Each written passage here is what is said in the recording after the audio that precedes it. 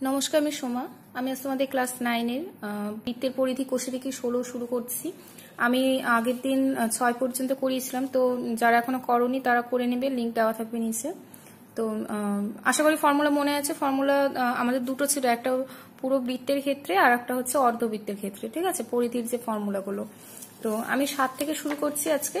দেখো, 7-এরটা বলেছে যে একটি চাকার পরিধি এবং ব্যাসের দৈর্ঘ্যের অন্তর 75 সেমি হলে ওই চাকার ব্যাসার্ধের দৈর্ঘ্য কত হবে। তো ব্যাসার্ধের দৈর্ঘ্য চেয়েছে, তো আমি কি করবো, ফার্স্টে ব্যাসার্ধের দৈর্ঘ্যটাকে ধরে নিব, ঠিক আছে। তো লিখছি ধরি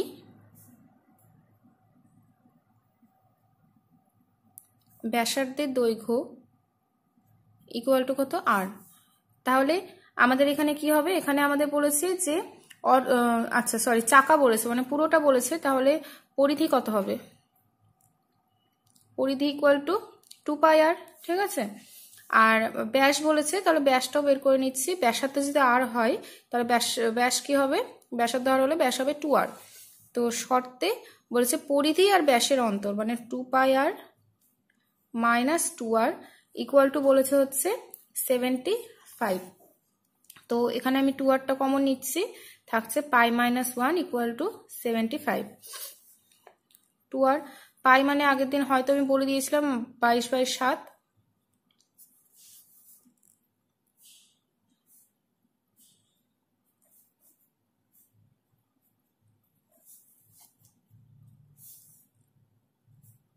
তাহলে 2r ইন্টু 15/7 ইকুয়াল টু 75।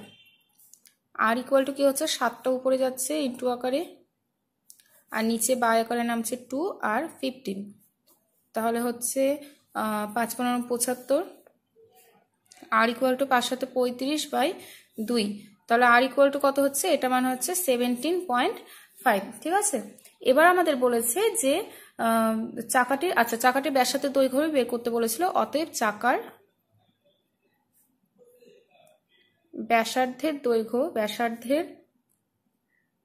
দৈর্ঘ্য ইকুয়াল টু 17.5 সেমি, যেহেতু অঙ্কটা আমাদের পুরোটা সেমিতে বলেছে, ঠিক আছে।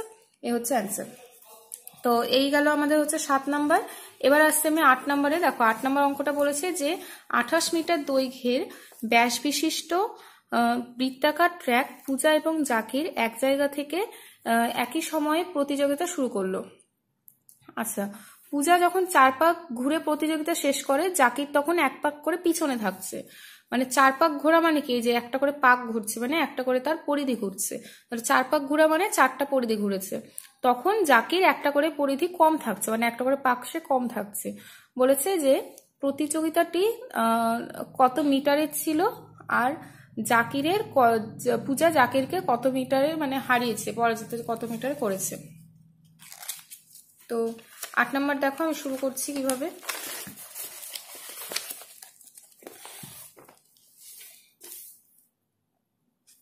তো ফার্স্টে আমাদের বলেছে যে বৃত্তাকার ট্র্যাকটার ব্যাস বলে দিয়েছে 28 সেমি, ঠিক আছে। তো ফার্স্টে আমাদের ব্যাসার্ধ বের করতে হবে, কারণ ব্যাস দিয়ে কোনো ফর্মুলা আমরা জানি না। তাহলে বৃত্তাকার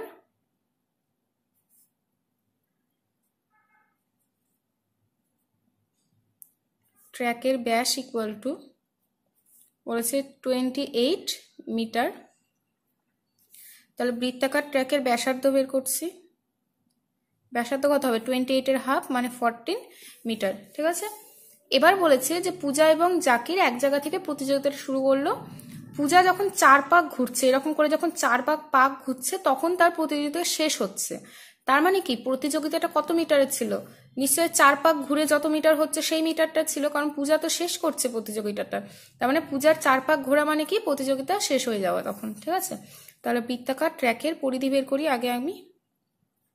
পরিধি ইকুয়াল টু হচ্ছে 2πr। তাহলে 2π মানে 22/7, আর মানে কত 14।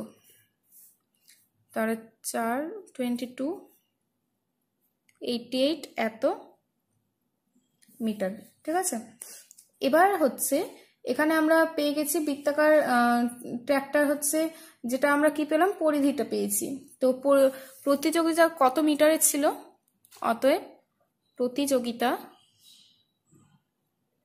ছিল কত মিটারের ছিল, পূজা 4 পাক ঘুরে প্রতিযোগিতা শেষ করেছে বললাম, তাহলে প্রতিযোগিতা কত মিটারের ছিল, 4 পাক ঘোরা মানে কি 1 পাক ঘোরা মানে 88, তো 4 পাক ঘোরা মানে কি 4 দিয়ে ইন্টু করছে, 4 × 32, 3 × 4 = 32, 33 × 35, মানে এত মিটারের ছিল।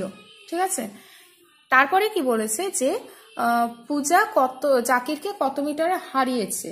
তাহলে এক পাকে হারিয়েছে, তো কারণ পূজা যখন 4-এ ঘুরছিল তখন জাকির কত 3 পাকে ছিল, মানে 1 পাক করে পিছনে ছিল, তার মানে একটা পাকে হারিয়েছে। একটা পাক মানে কি একটা পরিধিতে হারিয়েছে। তাহলে এখানে লিখব যে পূজা জাকিরকে পরাজিত করেছে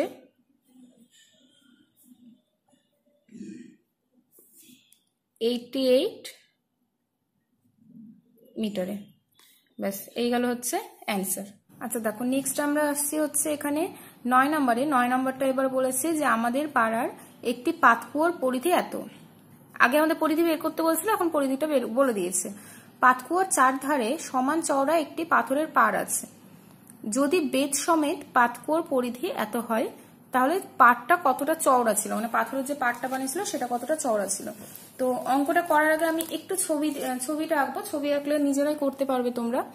তো ফার্স্টে ধরলাম আমাদের এটা পাতকুয়ো ছিল, ঠিক আছে। এই পাতকুয়োটার আমাদের পরিধি কত ছিল 440 সেমি। এই যে পাতকুয়োটার পরিধি সেটা ছিল 440 সেমি। এবার বলেছে 4 ধার দিয়ে সমান চওড়া একটি পাথরের পাড় লাগানো হয়েছে। যদিও সমান চওড়া হলো না, যাই হোক এটা হচ্ছে পাড়, এটা দেখে থাকবে পাতকুয়ো দেখলে। তো বেদ সমেত, মানে এই যে বেদ সমেত পুরোটা যে মানে পাড়টা হয়েছে সেটার পুরোটার পরিধি কত বলেছে, মানে বড়টার পরিধি বলেছে 616 সেমি। তাহলে এই যে পাথরের পাড়টা আছে এটা কতটা চওড়া সেটা বের করতে বলেছে আমাদের। তো দেখো, যখন আমাদের এটার পরিধি বলে দিয়েছে, তার মানে কি এটা আমাদের কেন্দ্র তার, তো সেই ক্ষেত্রে আমরা তার ব্যাসার্ধ পেয়ে যাব, তাই তো। এটার পরিধি থেকে আমরা এর ব্যাসার্ধ পাবো। আবার কি পাবো, বড়টার যে পরিধি বলে দিয়েছে, এই যে বড়টার যে পরিধি, দুজনের তো কেন্দ্র একই, তাই তো। তাহলে বড়টার যে যখন পরিধি বলেছে তখন বড়টার পরিধি থেকে আবার আমরা কি পাবো, বড়টার ব্যাসার্ধ পেয়ে যাচ্ছি। সরি, একটা ভুল করলাম, এখানে ছোটটার ব্যাসার্ধ মানে এতটা, আর বড়টার ব্যাসার্ধ মানে কি এতটা পেয়ে যাচ্ছি আমরা বড়টার পরিধি থেকে।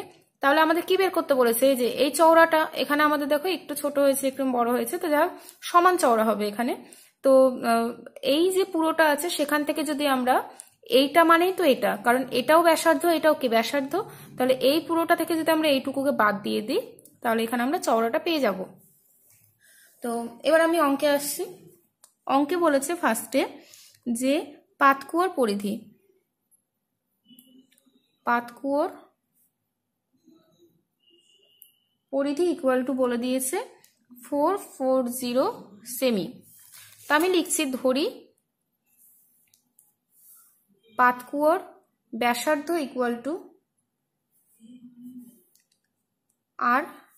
তাহলে সেই ক্ষেত্রে কি হবে, যে শর্তে আমরা এভাবে লিখতে পারি যে 2πr ইকুয়াল টু কত 440। তাহলে πr ইকুয়াল টু 440/2, মানে 220। পাই মানে কত 22/7, আর ইকুয়াল টু 220। তাহলে আর ইকুয়াল টু কি হচ্ছে 220 × 7/22। তাহলে এগুলোতে অর দিচ্ছি। তাহলে অতএব আর ইকুয়াল টু পাচ্ছি আমরা 70। তার মানে এটা শুধু পাতকুয়ো, ঠিক আছে, মানে পার্টটা বাদ দিয়ে, মানে এইটুকু পেলাম আমরা কত 70। এবার আমরা বড়টা বের করব, কারণ যেহেতু বেদ সমেত যেটা বলে দিয়েছে। তো এখানে আমি লিখছি যে ধরি পার সমেত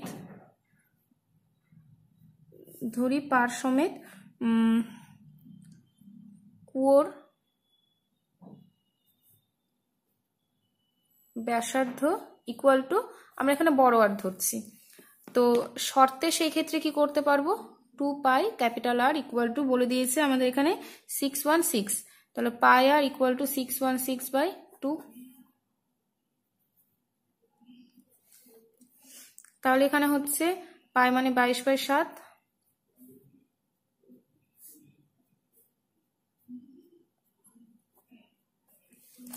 আমি একেবারে এখানে আগে 2 দিয়ে করছি, 2 দিয়ে করলে 11, 15, 4।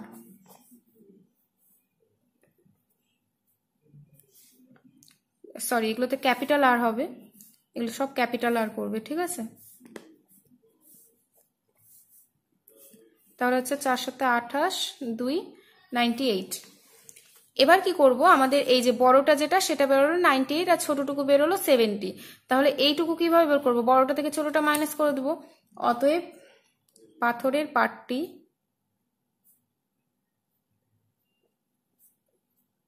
চওড়া ইকুয়াল টু 98 মাইনাস 70 মানে 28 মিটার। এই হচ্ছে অ্যান্সার। আশা করি বুঝেছো। তো এবার আসছি 10 নম্বরে। 10 নম্বরটা একটু বড় অঙ্ক, একটু ভালো মতো বুঝবে। দেখো 10 নম্বর বলেছে গ্রামের নিয়ামত চাচা একটি মোটরের চাকার সঙ্গে বেল দিয়ে একটি মেশিনের চাকা যুক্ত করেছে। বলেছে যে মোটরের চাকা যেটা ছিল তার ব্যাসের দৈর্ঘ্য 7 সেমি বলেছে, আর মেশিনের যে চাকাটা আছে তার দৈর্ঘ্য বলেছে 94.5 সেমি। তো মোটরের চাকাটা যদি প্রতি সেকেন্ডে 27 বার ঘোরে তাহলে মেশিনের চাকাটি কতবার ঘুরবে। তো দেখো বলেছে একটি মোটরের চাকার সঙ্গে বেল দিয়ে একটি মেশিনের চাকা যুক্ত করেছে। দেখবে এরকম যদি কোনো রকমের মানে কারখানা বা কোথাও যাও, তো এরকম টাইপের একটা চাকার সঙ্গে আর একটা বড় একটা চাকাকে এরকম একটা বেল্ট দিয়ে যুক্ত করা থাকে, ঠিক আছে। বেল্টটা হবে আর দুটো চাকায় ঘুরতে থাকবে। তো এরকম একটা বেল্ট দিয়ে যুক্ত করা হয়েছে। তো সেই ক্ষেত্রে মোটরের চাকাটা যেটা তার হচ্ছে সেটা ছোট, আমাদের ব্যাসের দৈর্ঘ্য বলেছে 14, আর মেশিনের চাকাটার ব্যাসের দৈর্ঘ্য বলেছে 94.5 সেমি। এবার মোটরের চাকাটা যখন প্রতি সেকেন্ডে 27 বার করে ঘুরছে তখন মেশিনের চাকাটি ঘন্টায় কতবার ঘুরবে, এটা ঘন্টাতে চেয়েছে আমাদের। তো ফার্স্টে আমাদের ব্যাসগুলো বলেছে, তো সেখান থেকে ব্যাসার্ধ বের করছি।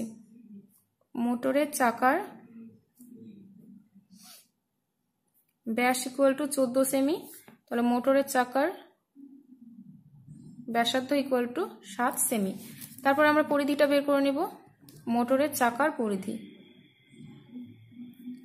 কত, 2 পাই আর। আর এখানে আমরা লিখবো না, যেহেতু আমরা এখানে আর কোনো কিছু ডিনোট করিনি, ঠিক আছে। তো আমি আর মানে একদম 7 বসাবো।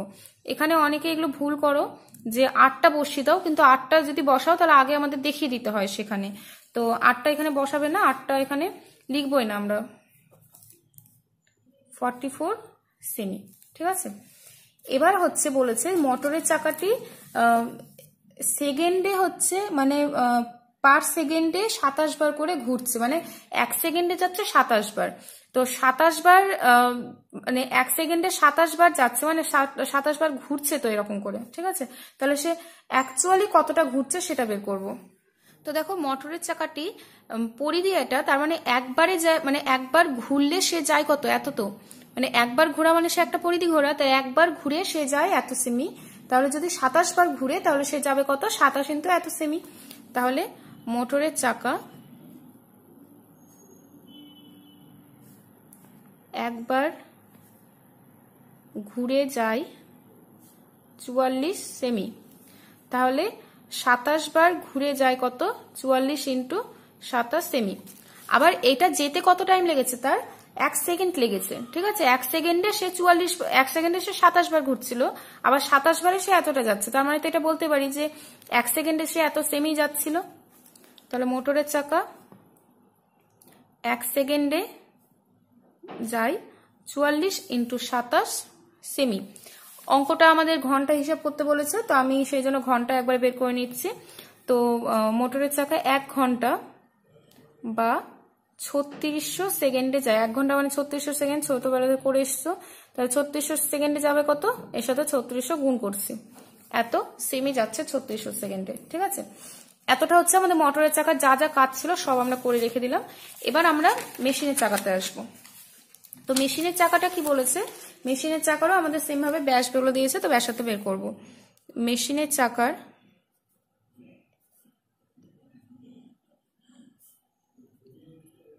ব্যাস ইকুয়াল টু 94.5 সেমি। তাহলে ব্যাসার্ধ কত হবে, 94.5 বাই 2 সেমি। তো এখানে একটু আমি কাটাকাটি করে নিচ্ছি।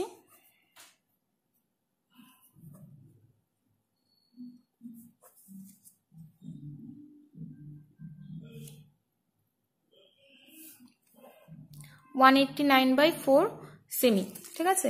এবার যেহেতু ঘুরছে তার মানে কি আমাদের পরিধি বের করতেই হবে, তাহলে 2 পাই আর, আর মানে কি এটা হচ্ছে 189/4 এত সেমি।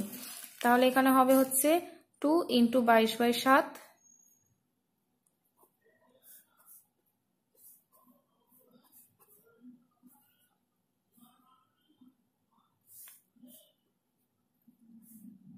এত সেমি, মানে ওর পরিধি হচ্ছে এটা, ঠিক আছে। এবার হচ্ছে মানে এই যে এইটা যে যাচ্ছে মানে এইটা যে পরিধি, পরিধি মানে কি একবার জাস্ট ঘোরা, তাহলে এই যে পরিধি বেরোচ্ছে 297, তাহলে এই যে পরিধিটা সে কতবারে যাচ্ছে, একবার ঘুরে যাচ্ছে। তো একটা পরিধি কমপ্লিট করা মানে একবার ঘোরা, তো এই পরিধি মানে কি এত সেমি, তাহলে এই এত সেমি যাচ্ছে সে কতবার ঘুরে, একবার ঘুরে যাচ্ছে। তাহলে 297 সেমি মেশিনের চাকা ঘোরে একবারে, তাহলে 1 সেমি ঘুরে কতবারে সেটা বের করব, 297 বারে। আর হচ্ছে আমাদের কতবার ঘুরছিল ওখানে, যেটা আমরা ইসে বের করেছিলাম মোটরের চাকা, মোটরের চাকা যতবার ঘুরবে ততবার তো মেশিনের চাকাকে ঘুরতেই হবে, তাহলে ওখানে আমাদের ঘুরছিল হচ্ছে 44 × 27 × 3600 এতবার ঘুরে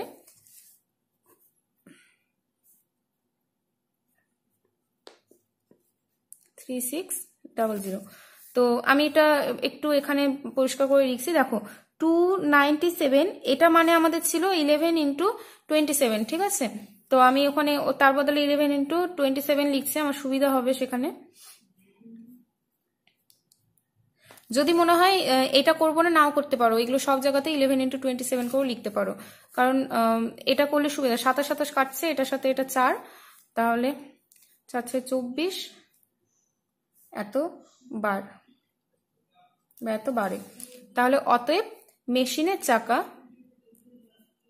মেশিনের চাকাটি ঘন্টায় 14400 বার ঘুরবে, এ হচ্ছে অ্যান্সার। একটু বড় অঙ্কটা, বাট একদম সোজা। আমি আবারও বলছি কি করলাম। ফার্স্টে আমাদের কাজ হচ্ছে যেটা আমাদের মোটরের চাকা, মোটরের চাকার আমরা ব্যাস থেকে ব্যাসার্ধে আসবো, তারপর পরিধি বের করব, তারপরে সে কতবার ঘুরছে, 1 সেকেন্ডে কত যাচ্ছে, 1 ঘন্টায় কত যাচ্ছে, পুরোটা কমপ্লিট একদম বের করে নিলাম। তারপরে আবার মেশিনের চাকাতে পরিধি পর্যন্ত আসছে সেম ভাবে, ঠিক আছে। তো এই পরিধি যাওয়া মানে কি, পরিধি যাওয়া মানে একবার ঘোরা, তাহলে মানে এই সেমি পরিধি যাওয়া মানে এই সেমিটা যাওয়া, তাহলে এই সেমিটা যাচ্ছে কতবার ঘুরে, একবার ঘুরে। তাহলে ওখানে মোটরের চাকা যতবার ঘুরছিল ততবার তো মেশিনের চাকা ঘুরবেই, তাহলে এতটা কতবারে যাচ্ছিল, ঠিক আছে। তো এটা হলো। এবার হচ্ছে 11তে আসি। 11 নাম্বারটা বলেছে যে আমাদের ক্লাব ঘরের ঘড়িটির ঘন্টা কাটা এবং মিনিটের কাটার দৈর্ঘ্যগুলো বলে দিয়েছে। তো বলেছে যে একদিনে প্রতিটি কাটা কত দূরত্ব অতিক্রম করবে। দেখো একটা ঘড়িতে কাটাগুলো যে ঘুরছে, ঘোরা মানে কি সে গোল গোল করে ঘুরছে, তো তার মানে কি পরিধি ঘুরছে সে। তো আবার মানে সেম ভাবেই করবো, একই কথা বলেছে, জাস্ট এখানে ঘাবড়ানো কিছু নেই, মানে ওখানে ওর পরিধিটাই বের করতে বলছে। তাহলে দেখো এটা যদি একটা ঘড়ি মোটামুটি করলাম, এটা ধরো ঘন্টার কাটা, এখন 12টা বাজছে, ঠিক আছে। তো এই ঘন্টার কাটাটা আবার কখন আবার 12র কাছে আসবে, এখন যদি 12র কাছে থাকে তাহলে কখন আবার 12র কাছে আসবে, আবার রাত্রিবেলাতে 12র কাছে আসবে। এখন যদি দুপুর 12টা বাজে তাহলে রাত্রিবেলাতে আবার ঘুরে এখানে আবার আসবে, ঠিক আছে। তাহলে 12 ঘন্টা পর একটা পুরো গোল করে ঘুরছে, মানে একটা পরিধি ঘুরতে ঘন্টার কাটাটা 12 ঘন্টা লাগছে। তো আমাদের একদিনের হিসাব করতে বলেছে, একদিন মানে কত, 24 ঘন্টা। তাহলে 12 ঘন্টায় যদি 1 পাক ঘুরে তাহলে 24 ঘন্টা কত পাক ঘুরবে, 2 পাক ঘুরবে। আমাদের এখানে যদিও সংকেত দিয়ে দিয়েছে, তো আমি একটু ডিটেলসে বোঝাচ্ছি তোমাদের। দেখো ঘন্টার কাটা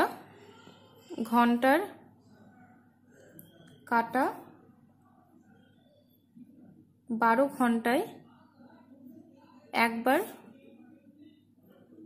সম্পূর্ণ ঘোরে, তার মানে কি 12 ঘন্টায় সে একবার একটা পরিধি ঘুরছে।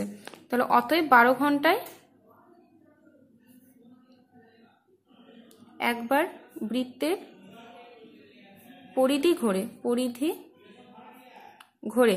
তাহলে পরিধির ফর্মুলা কি, 2πr। তাহলে আর এর মান যেগুলো আমাদের, যেগুলো দৈর্ঘ্য সেগুলো আর এর মান বলে দিয়েছে, ঠিক ঠিক আছে। তাহলে অতএব ঘন্টার কাঁটা ঘুরবে, অতএব ঘন্টার কাঁটা ঘুরবে কত, এখানে 2 পাই আর, আর মানে কত 8.4 একেবারে বসাচ্ছি। তাহলে 2 পাই মানে হচ্ছে 22/7, আর মানে 8.4। তাহলে এখানে আমি এটা করছি 7 × 84 5। তাহলে এখানে কত হচ্ছে আমাদের, এখানে হবে হচ্ছে 22 × 15/5, সরি 12/5, ঠিক আছে। তো এত সেমি আমি এতটা আগে করে রাখছি। এবার দেখো ঘন্টার কাঁটা 12 ঘন্টায় ঘুরছে এত সেমি, মানে একটা পরিধি ঘোরা মানে কি এত সেমি ঘোরা, তাহলে সে 24 ঘন্টায় কতবার ঘুরবে। তাহলে অতএব ঘন্টার কাঁটা একদিনে দুবার পরিধি ঘোরে, তাহলে অতএব ঘন্টার কাঁটা একদিনে দূরত্ব অতিক্রম করবে ইকুয়াল কত করবে, এটার সাথে 2 ইন্টু করবো, কারণ এটা মানে তো একবার ঘোরা, তাহলে দুবার ঘোরা মানে কি 2 ইন্টু করতে হবে, জাস্ট 22 × 12/5 × 2। তাহলে এটা আমাদের ক্যালকুলেশন করলে হয় পুরোটা যে 105.6 এত সেমি। এই হচ্ছে একটা অ্যান্সার। এবার সেম ভাবে আমরা মিনিটের কাঁটাটাও করব। দেখো মিনিটের কাঁটা যদি এখন এখানে থাকে, ঠিক আছে, এখানে ধরো ইসের ঘরে আছে, মিনিটের কাঁটা যদি এখন এখানে থাকে তাহলে 1 ঘন্টা পরে আবার এখানে আসে, তাই তো। মিনিটের কাঁটায় 1 ঘন্টা পরে আবার একটা পরিধি ঘোরা হয়ে যায়, মানে 1 ঘন্টাতে একবার পরিধি ঘোরে। তাহলে একদিন মানে কত ঘন্টা, 24 ঘন্টা। তাহলে 24 ঘন্টা কটা পরিধি ঘুরবে, 24 বার পরিধি ঘুরবে। তাহলে এখানে আমি করছি মিনিটের কাঁটা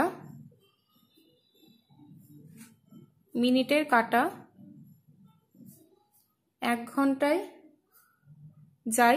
দেখো আমি ঘন্টার ক্ষেত্রে ডিটেলসে লিখে দিয়েছিলাম, এখানে আর ডিটেলসটা লিখছি না, একবারে করছি, মানে একই টাইপের হবে সেজন্য আমি লিখছি না, লেখারও তোমাদেরও দরকার নেই।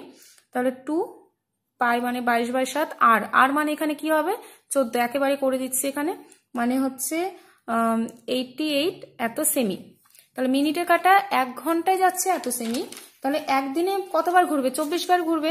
তাহলে মিনিটের কাঁটা একদিনে 24 বার ঘোরে। তাহলে অতএব মিনিটের কাঁটা একদিনে অতিক্রম করবে ইকুয়াল টু কত 88 × 24। তাহলে 18 × 24 করে হবে হচ্ছে 2112 সেমি।